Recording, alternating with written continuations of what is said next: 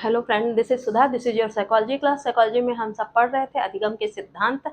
अधिगम के सिद्धांत में आज का हमारा टॉपिक है एल्बर्ट बंडूरा का सामाजिक अधिगम का सिद्धांत। ठीक है, सामाजिक अधिगम का सिद्धांत जैसा कि नाम से ही स्पष्ट है कि समाज को देखकर जो अधिगम किया जाए या समाज के थ्रू जिस तरह का अधिगम या जो लर्निंग की जाए वही सामाजिक अधिगम का सिद्धांत कहलाता है। आइए देख लेते हैं। जैसे सभी सिद्धांतों के हमने कई सारे नाम थे, बहुत सारे उपनाम थे जिनके माध्यम से हम कंफ्यूज होते हैं या क्वेश्चन जिनके माध्यम से कंफ्यूजिंग बनाए जाते हैं। तो हम इसके पहले नामों को जान लेते हैं। सभी सिद्धांतों में हमने पहले उसके उपनामों को जाना है। तो देखते हैं, आज का टॉपिक है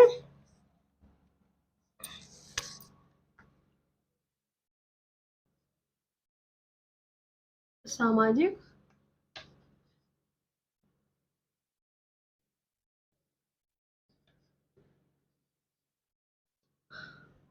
अधिगम का सिद्धांत। ठीक,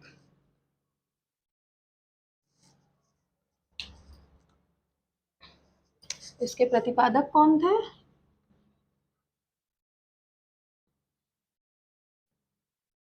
इसके प्रतिपादक थे एल्बर्ट बंडूरा।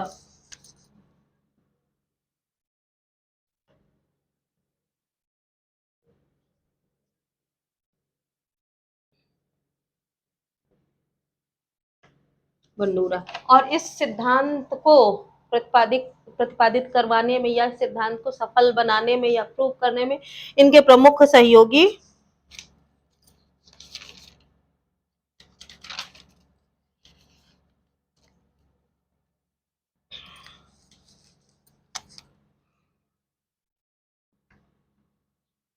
प्रमुख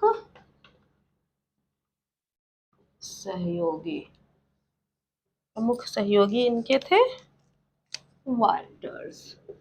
कौन थे? वाल्टर्स। ठीक है, ये इतनी मुख्य बातें हो गई। अब हम आते हैं इसके उपनाम पर। इसके प्रमुख उपनाम। ठीक है, पहला नाम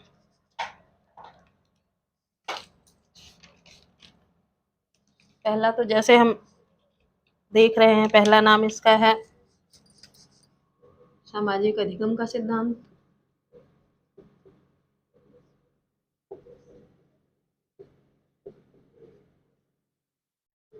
अधिगम का सिद्धांत। ठीक, दूसरा नाम हमारा हो गया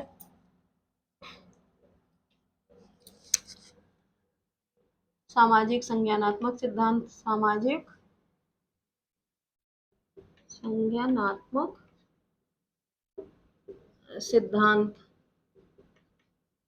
ठीक, तीसरा हो गया सामाजिक प्रतिरूपी सिद्धांत। क्या है?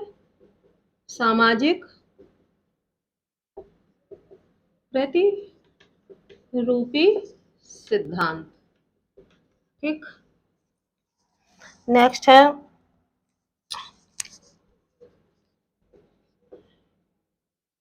प्रेक्षणात्मक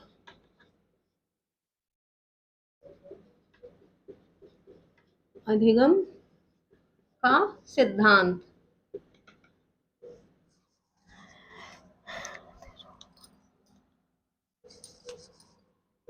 पांचवा है मॉडल अधिगम का सिद्धांत का सिद्धांत। नेक्स्ट है छठा प्रतिरूपण का सिद्धांत। इसको इन्होंने कई सारे प्रयोग बोबोडाल पे किए थे, तो इसका एक नाम ये भी है बोबोडॉल सिद्धांत। क्या? बोबोडॉल सिद्धांत। जैसे आज के टाइम में बार्बी डॉल चलती है, ऐसे बोबो डॉल चलती थी। उस एक खिलौना है, उसी बोबो डॉल के माध्यम से इन्होंने प्रयोग किए थे, इसीलिए इसका नाम बोबो डॉल सिद्धांत भी रखा। एक इसका नाम है सामाजिक और लोक का सिद्धांत। क्या है? सामाजिक अवलोकन का सिद्धांत का सिद्धांत।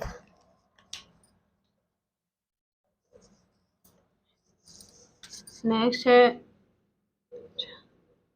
अप्रत्यक्षात्मक अधिगम का सिद्धांत। ये नाम भी काफी इंपॉर्टेंट है, इसको आप नोट डाउन करते जाइएगा, नोट्स जरूर बनाते रहिए। नोट्स बनाना भी एक आर्ट है, आर्ट वो आर्ट जो आपके सभी एग्जाम में काम आती है।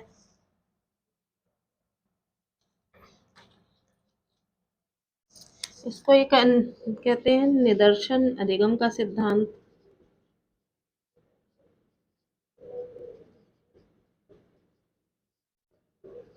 हाँ, ये ऐसा सिद्धांत है, इसके बहुत सारे नाम दिए गए थे, काफी प्रचलित भी हुआ था।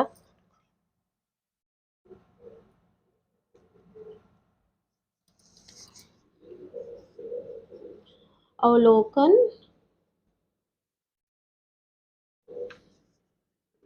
अनुकरण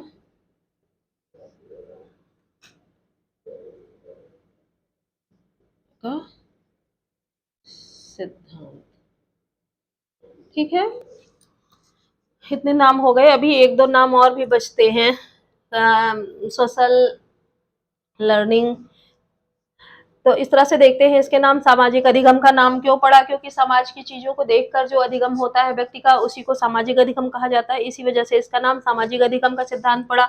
सामाजिक संज्ञानात्मक सिद्धांत, जो हमारा समाज होता है, बच्चा जब छोटा होता है या व्यक्ति जो भी अधिगम करता है, अपने समाज के आसपास की चीजों को देखकर अपने संज्ञान का प्रयोग करके उनको अपने अंदर एक्वायर करके चीजें सीखता है, तो इसलिए इसको सामाजिक संज्ञानात्मक सिद्धांत कहा गया। सामाजिक प्रतिरूपी सिद्धांत, समाज को प्रतिरूप मानकर वो अपनी लाइफ में उसको फॉलो करता है, उसका अनुकरण करते हुए तो इस सीखता है, तो इस वजह से इसको सामाजिक प्रतिरूपी सिद्धांत कहा गया।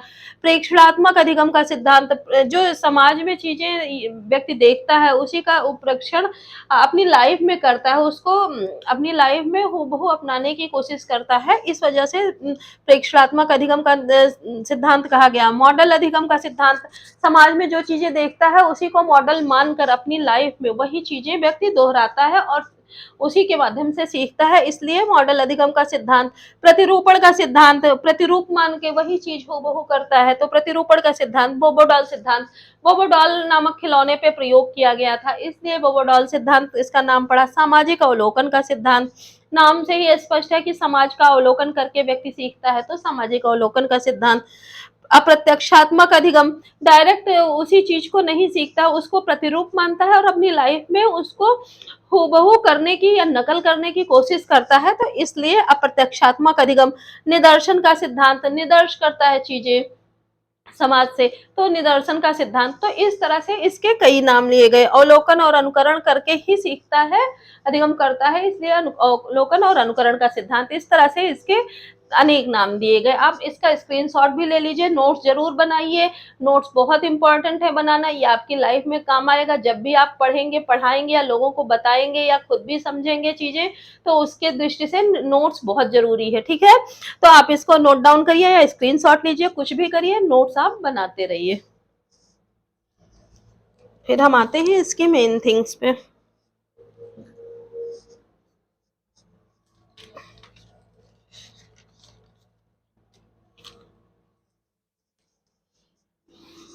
अब रब करती हूँ। हाँ, अब ये है इसकी, इसके उपनाम हो गए। अब आते हैं और भी प्रमुख चीजों पे इस सिद्धांत की।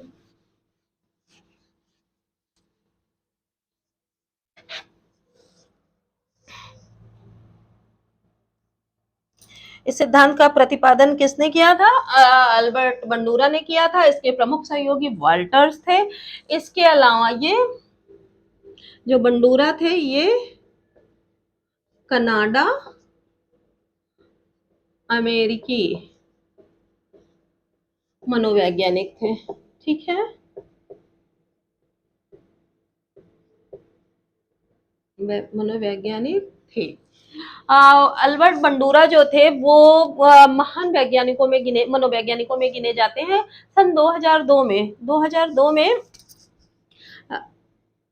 जब महान वैज्ञानिक की बात क्यों की गई, जब दुनिया के महान वैज्ञानिकों की लिस्ट जारी की गई तो पहले नंबर पे किसका नाम था? पहले नंबर पे स्किनर का नाम था। 3, 4 तो और दूसरे नंबर पे फ्रायड का नाम था, या सिगमंड फ्रायड कर लेते हैं।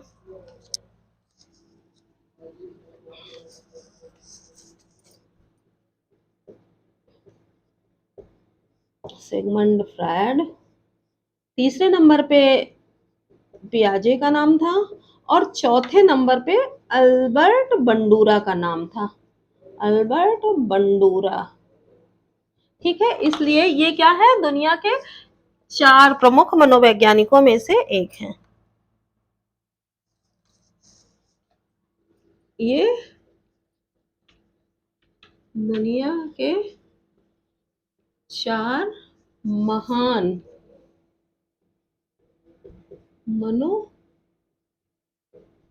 मनोवैज्ञानिकों में से एक है।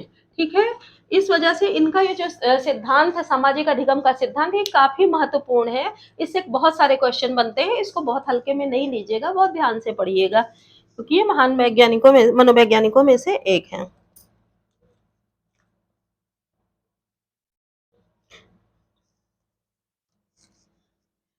ये प्रथम मानव व्यवहारवादी संज्ञानात्मक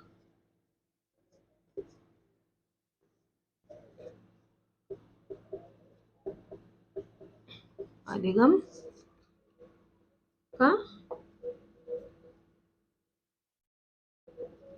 सिद्धांत है। ठीक है, क्यों है ये सिद्धांत महत्वपूर्ण माना जाता है? क्योंकि यह प्रथम मानव व्यवहारवादी संज्ञानात्मक अधिगम का सिद्धांत है। संज्ञानात्मक सामाजिक अधिगम का सिद्धांत आप कह सकते हैं। क्या है ये? मानव व्यवहार क्या होता है, अपने संज्ञान के आधार पर अपने समाज से सीखता है, उसका अनुकरण करके सीखता है। तो इसलिए यह सिद्धांत प्रथम मानव व्यवहारवादी संज्ञानात्मक अधिगम का सिद्धांत, सामाजिक अधिगम का सिद्धांत माना जाता है। ठीक है, और ये सिद्धांत क्यों महत्वपूर्ण है ये हम देखते हैं।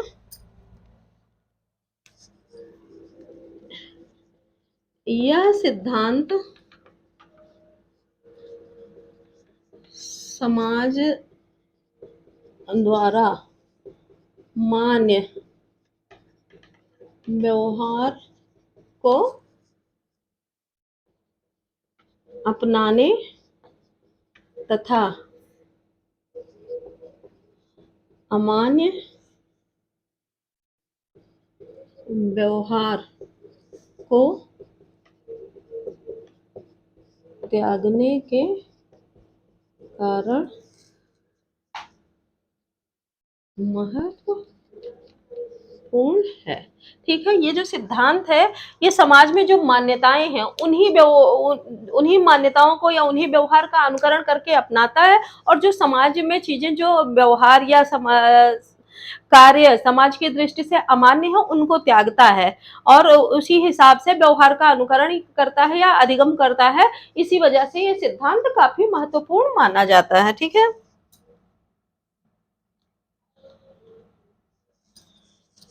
और इसके अलावा इन्होंने इस व्यवहार क्या प्रमुख है, इन्होंने बोबोडाल, क्या है, बोबोडॉल और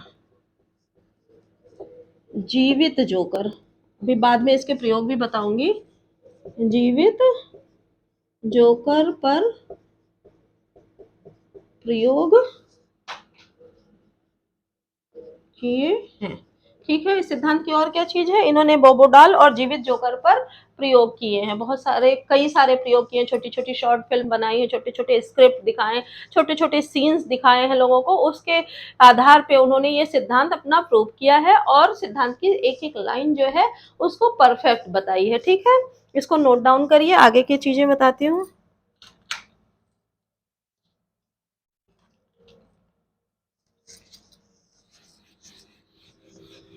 इनके अनुसार क्या है, दूसरों के व्यवहार को देखकर सीखना ही अधिगम कहलाता है।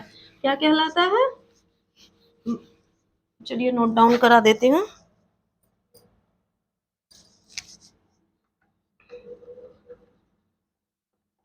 दूसरों के व्यवहार को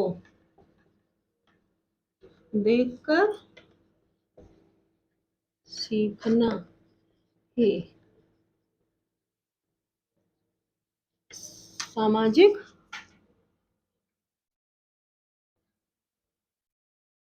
अधिगम कहलाता है। आपको फिर बता रही हूँ, नोट्स बनाते रहिए, काफी जरूरी है इस सिद्धांत के लिहाज से तो बहुत ज्यादा, क्योंकि इतनी सारी चीजें आप याद नहीं कर सकते हैं। आपको बार बार पढ़ेंगे, मुझे तो बार बार पढ़ाते रहने या बताने से चीजें याद हो गई हैं। आपको अगर लर्निंग करनी है तो उसके लिए बार बार पढ़ना ही होगा, तो नोट्स बनाते रहिए।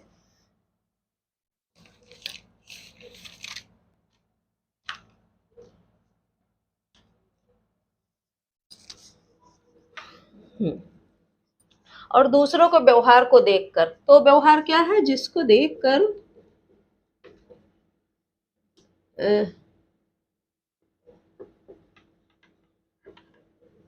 कर बालक या लर्नर जो है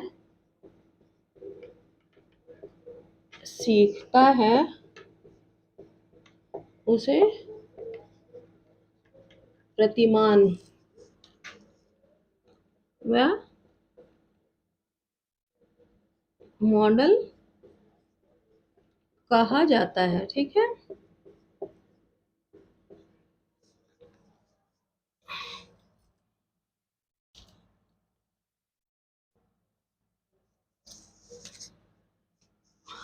क्योंकि क्या है, शिक्षा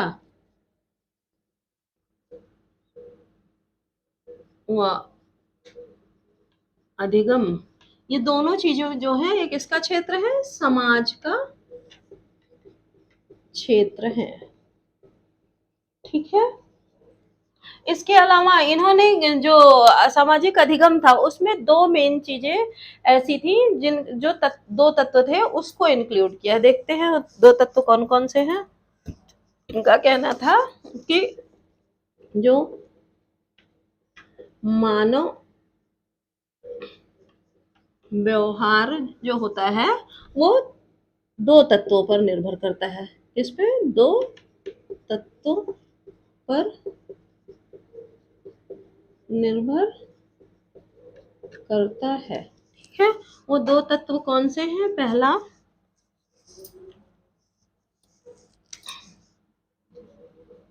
है प्रत्याशा।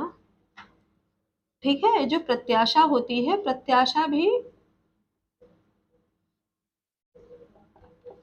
प्रत्याशा मतलब समाज को देखकर जो चीजें, समाज से हर व्यक्ति की कुछ ना कुछ प्रत्याशा होती है कि हाँ ये चीजें यहाँ देखनी है, उनसे ये चीजें लर्न करनी है, वो भी दो चीजों पर निर्भर करता है। पहला क्या होता है, प्रभाव, कि पर्टिकुलर चीज आपके ऊपर कितना प्रभाव डालती है, और दूसरा होता है दक्षता, उसको लर्न करने में आप में कितनी दक्षता है। ठीक है, और दूसरा तत्व होता है संज्ञान। अब संज्ञान में क्या चीजें आती हैं, संज्ञान में वो चीजें आती हैं जैसे बुद्धि, विवेक, तर्क, चिंतन, कि वो चीजें जो आपको सीखनी है, आपके प्रत्याशा पे जिसके माध्यम से खरे उतरेंगे, संज्ञान के माध्यम से ही। तो संज्ञान में क्या क्या चीजें इंक्लूड होती हैं, तर्क, चिंतन, निर्णय, विवेक, ये सारी चीजें संज्ञान पे संज्ञान जिन पे निर्भर करता है कि हाँ क्या सीखना है, मन में व्यक्ति तर्क करने में सक्षम होता है, चिंतन करता है कि सीख सकते हैं कि नहीं सीख सकते, फिर निर्णय लेता है कि कौन सी चीजें एक्वायर करना आपके लिए जरूरी है, और उन सब में वो अपने विवेक से काम लेता है। तो इतनी चीजें जरूरी होती हैं। ठीक है, इतने सारे प्रयोगों के बाद, इतनी सारी चीजों को अपनाने के बाद क्या किया इन्होंने, प्रयोग किया। इसकी प्रमुख चीजें क्या थी कि अमान्य व्यवहार को अपनाना, मान्य व्यवहार को अपनाना और अमान्य व्यवहार को छोड़ देना, ये समाज की चीजें थी। और इसमें शिक्षा अधिगम का क्षेत्र क्या बताया गया कि दूसरों के व्यवहार को देखकर ही सीखना।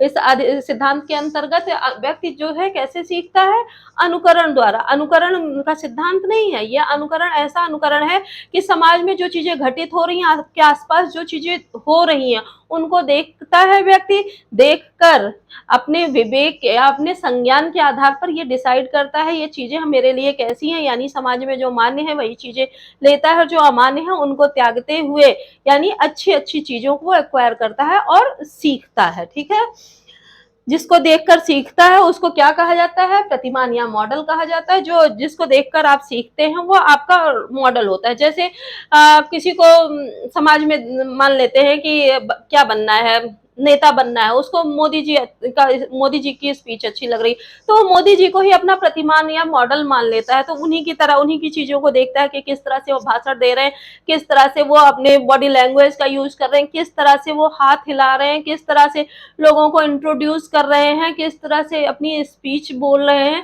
तो एक एक पॉइंट वो देखता जाता है। उनका मॉडल क्या होता है, मोदी जी होते हैं। तो मोदी जी के हर मॉडल को, हर स्पीच को, हर उनके जो रैलियां होती हैं सबको देखता है, और उनकी जो अच्छी चीजें होती है अपनी विवेक के आधार पर उन्हीं को एक्वायर करता है।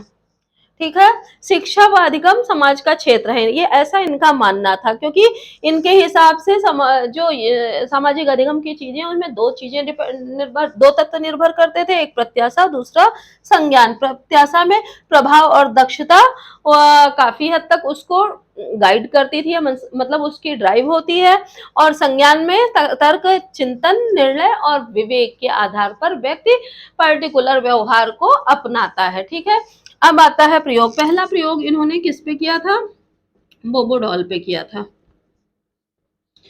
बोबोडॉल पे प्रयोग किया था। बोबोडॉल के प्रयोग में इन्होंने क्या किया था, बच्चों का दो ग्रुप लिया था, ग्रुप ए और ग्रुप बी। ग्रुप ए को उन्होंने बोबोडॉल जो थी, बोबोडॉल को ऐसा दिया कि इसमें जो बच्चे थे वो उसके साथ कैसा व्यवहार करते थे, बुरा बर्ताव करते थे, और इनको जो सीन दिखाई उसमें बोबोडॉल के साथ अच्छा व्यवहार किया जाता था। ठीक है, अच्छा व्यवहार किया जाता था, ऐसा दिखाया, ऐसी सीन्स इन लोगों को दिखाई गई। और कुछ समय बाद जब ये बच्चे वहां से निकले और बच्चों को बॉबी डॉल दी गई, तो जिन बच्चों ने ये मूवी देखी थी उन्होंने बॉबी डॉल पाते ही उसको मारना पीटना यानी उनके साथ बुरा बर्ताव किया, और जिन बच्चों ने उसको प्यार करते, दुलराते, पुचकारते देखा था, उन बच्चों के पास बॉबी डॉल जब उनको दी गई तो उन्होंने उसके साथ अच्छा व्यवहार किया। ठीक है, तो इस तरह से इन्होंने ये सिद्ध किया इस सिद्धांत के माध्यम से कि जो बच्चे समाज में जैसा देखते हैं, अपने आसपास की चीजों में जैसा देखते हैं वैसी चीजें ही वो एक्वायर करते हैं, मीन्स वही चीजें वो सीखते हैं। ठीक है, इसी तरह इन्होंने एक शॉर्ट फिल्म के माध्यम से दिखाया था, शॉर्ट फिल्म दिखाई, कुछ बच्चों को ऐसे ही उन्होंने ग्रुप ए और बी ग्रुप में बांट दिया। इस ग्रुप के लोगों को ऐसा दिखाया कि इस ग्रुप में जो बच्चे थे उनको दिखाया गया कि बोबोडॉल के साथ, बोबोडॉल की ही थी, शॉर्ट मूवी थी कि बोबोडॉल जब आती है तो उसके साथ लोग अच्छा व्यवहार करते हैं, अच्छे तरीके से रहते हैं, उसको प्यार करते हैं, दुलराते हैं। और इन बच्चों को दिखाया गया कि बोबोडॉल जब आती है तो बोबोडॉल के साथ बुरा बर्ताव किया जाता है, और फिर जब बच्चे वो वहां से निकले उनको बोबोडॉल दी गई तो उन्होंने सेम ऐसा ही व्यवहार किया जैसा कि उन्होंने उस पिक्चर में देखा था। तो फिर इन्होंने सिद्ध किया कि बच्चे जो देखते हैं वही करते हैं। और ये तो बोबोडॉल की बात हो गई। इसके बाद इन्होंने जीवित जोकर पर प्रयोग किया। दूसरा प्रयोग किस पे किया था, जीवित जोकर पे किया था। ठीक है। जीवित जोकर में भी बच्चों को क्या की गई, 5-5 मिनट की शॉर्ट फिल्म दिखाई गई। उसमें जोकर के साथ एक ग्रुप के साथ को दिखाया गया कि जोकर के जीवित जोकर जो है उसके साथ अच्छा व्यवहार हो रहा है। दूसरे में दिखाया गया कि जीवित जोकर को लोग मार रहे हैं, पीट रहे हैं, भगा रहे हैं, नोच रहे हैं। तो बच्चे जैसा जैसा उस मूवीज में देखते गए वैसा ही उन्होंने उस चीज को व्यवहार को एक्वायर किया। और उनके सामने जब वाकई जीवित जोकर आया तो वाकई में जोकर को भेजा गया, तो उन्होंने जिन्होंने मूवी में देखा था कि उसके साथ अच्छा व्यवहार किया गया तो जीवित जोकर के साथ उन्होंने अच्छा व्यवहार किया। और जिन बच्चों ने ये देखा कि जीवित जोकर के साथ बुरा बर्ताव किया गया है तो उन्होंने उसको मारा पीटा, नोचा घसीटा, ऐसा व्यवहार किया। तो इस तरह से पूरी तरह से इन्होंने सिद्ध किया कि बच्चे समाज में जैसा देखते हैं, जैसा अवलोकन करते हैं, जैसा निदर्श करते हैं, वैसा ही व्यवहार अपने लाइफ में अपनाते हैं। और उसमें उनकी विवेकशीलता काफी हद तक सहयोगी होती है, क्योंकि विवेक के आधार पर वो सीखते हैं कि समाज में ये चीजें मान्य है और ये अमान्य है। ठीक है।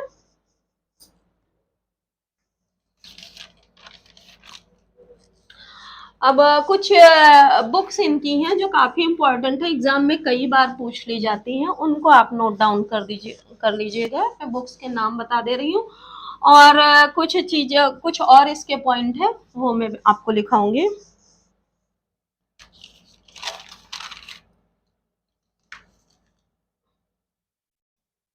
इस सिद्धांत में इन्होंने निम्नलिखित चरणों का प्रयोग किया। सिद्धांत के प्रमुख चरण कौन कौन से हैं वो आप देख लीजिए। सिद्धांत के प्रमुख चरण, ठीक। पहला चरण है अवधान या एकाग्रता। अवधान या एकाग्रता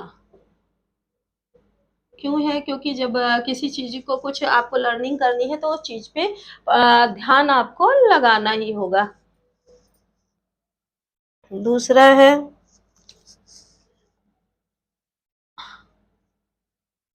अवधारणा या धारण, जिसको हम कहते हैं, ठीक है।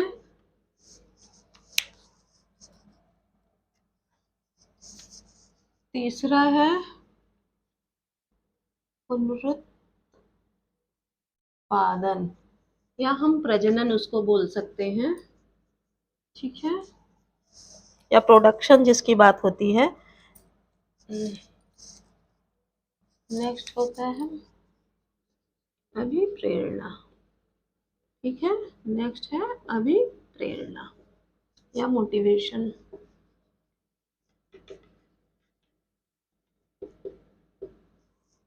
ये 4 चरण होते हैं जिनके आधार पे लर्निंग होती है। कैसे? अवधान, जिस चीज को सीखना है उस पर ध्यान केंद्रित करना बहुत जरूरी है। ध्यान केंद्रित करेंगे तभी आप में धारण शक्ति आएगी, आप उस चीज को धारण कर पाएंगे। देन पुनरुत्पादन या प्रजनन, जब आप धारण करेंगे उसी धारण आपके अंदर हो जाएगा तभी आप उसको रिप्रोड्यूस कर पाएंगे, यानी प्रोड्यूस कर पाएंगे, किसी के आगे वो व्यवहार कर पाएंगे। और उन सबको करने के लिए किसकी जरूरत होती है? प्रेरणा की। प्रेरणा या मोटिवेशन सबसे प्रमुख चरण माना जाता है। जब तक आप किसी चीज को करने के लिए मोटिवेट नहीं होंगे तब तक आप कुछ चीजें कर नहीं पाएंगे, ना ही कोई चीजें सीख पाएंगे, ठीक है। अब हम थोड़ा ये देख लेते हैं कि इस अधिगम के कारक कौन कौन से होते हैं, ठीक है।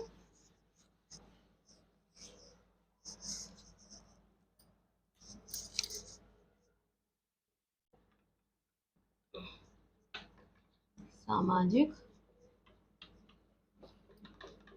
अधिगम के कारक, ठीक है। कारक काफी महत्वपूर्ण है, नोट जरूर करिएगा। अभी प्रेरणा जैसा आपको बताया था, हमें प्रेरणा, देन आपका है स्वनियंत्रण,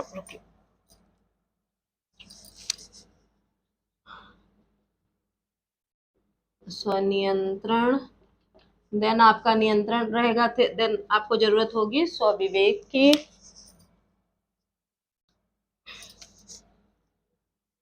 स्वविवेक, फिर आता है स्व अनुक्रिया। ठीक है, इतने सारे कारक होते हैं जो सामाजिक अधिगम को जिसके माध्यम से सामाजिक अधिगम होता है क्या, अभिप्रेरणा, स्वनियंत्रण, स्वविवेक और स्व अनुक्रिया, इन चारों के माध्यम से सामाजिक अधिगम होता है। ठीक है, अब हम आते हैं नेक्स्ट थिंग्स पे कि इनकी शैक्षिक उपयोगिता क्या है।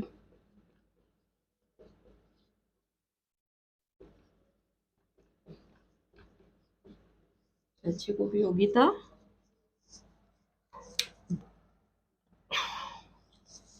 व्यक्तित्व निर्माण सबसे बड़ी चीज, व्यक्तित्व निर्माण। दूसरा आपका आएगा वांछित गुणों का विकास। क्या है, वांछित गुणों का विकास।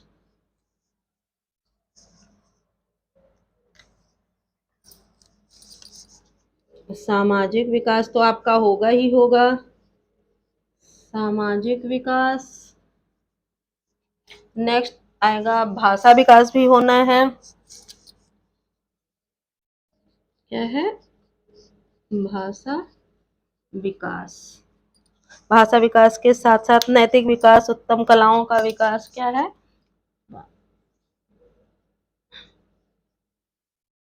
नैतिक विकास।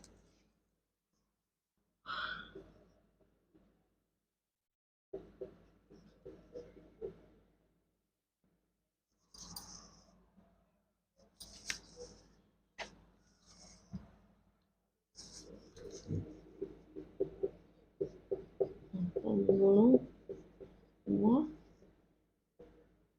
कलाओं का विकास। ठीक है, तो देखते हैं इनकी शैक्षिक उपयोगिता क्या है। व्यक्ति निर्माण में काफी उपयोगी होता है क्योंकि समाज के अनुरूप ही व्यवहार व्यक्ति सीख लेता है।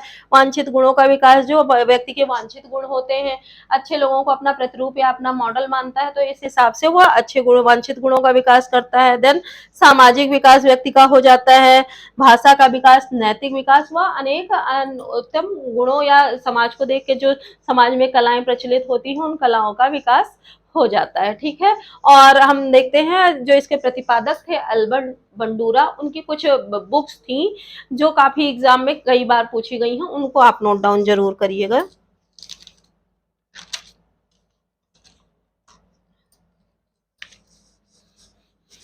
मैं इसको रब करती हूँ, आप स्क्रीनशॉट लेते रहिएगा, नोट्स बनाते रहिएगा।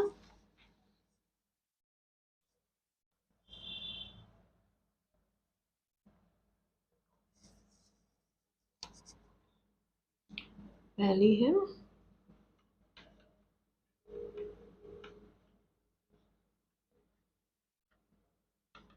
Adolescence aggression. ठीक है, ये इनकी बुक्स हैं। पहली बुक्स है एडोलसेंस एग्रेशन, इन्होंने लिखी थी।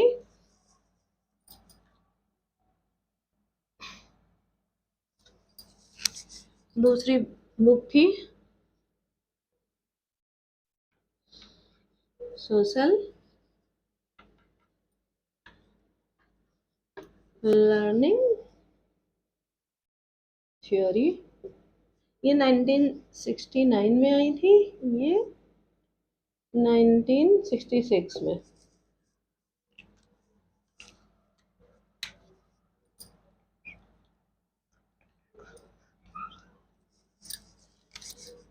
नेक्स्ट है सोशल फाउंडेशन ऑफ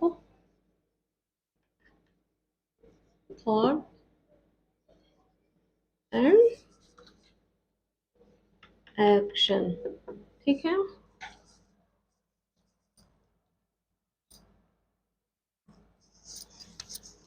नेक्स्ट है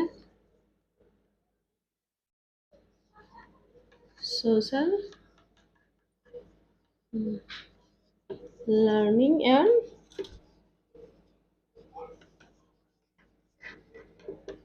पर्सनालिटी डेवलपमेंट।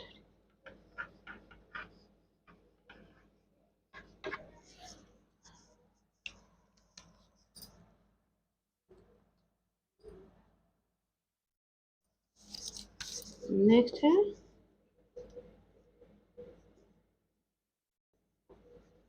साइकोलॉजिकल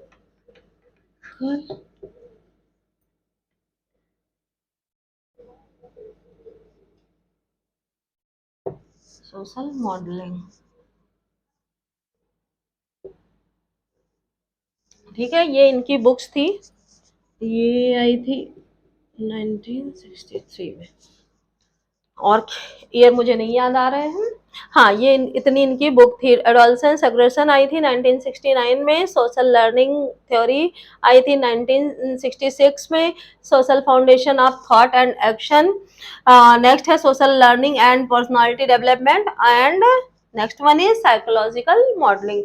इतनी बुक्स इनकी आई थी, जिसके माध्यम से उन्होंने इन सारे अपने पूरे सिद्धांत की पूरी रूपरेखा भी दिखाई थी, और किस तरह व्यक्ति सीखता है, कैसे व्यक्ति में अधिगम की प्रक्रिया कंटिन्यू रहती है, किन चीज़ों को एक्वायर करता है, किन चीज़ों को छोड़ देता है।